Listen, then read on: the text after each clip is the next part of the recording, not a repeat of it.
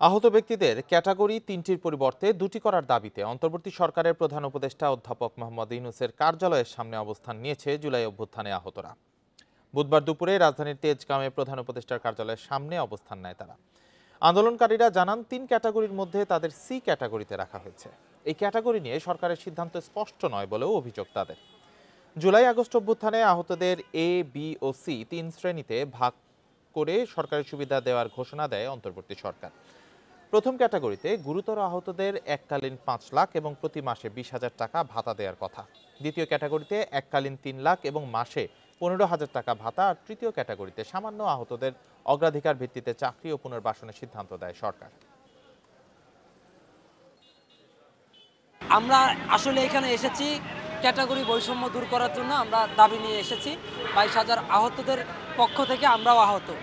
তো আমাদের দাবিটা একেবারে স্পেসিফিক, যে ক্যাটাগরি হবে ২টা।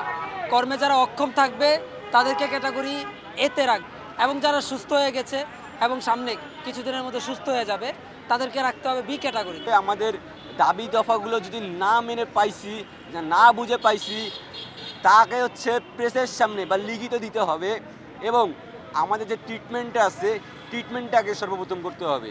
বর্তমান দাবি একটাই, যে সবাইকে আমরা বি ক্যাটাগরিতে চাই, অন্তর্ভুক্ত চাই, এবং বি ক্যাটাগরি যারা আছে তাদেরকে আমরা এই ক্যাটাগরিতে অন্তর্ভুক্ত চাই। তাছাড়া আমাদের বর্তমানে কোনো দাবি নেই।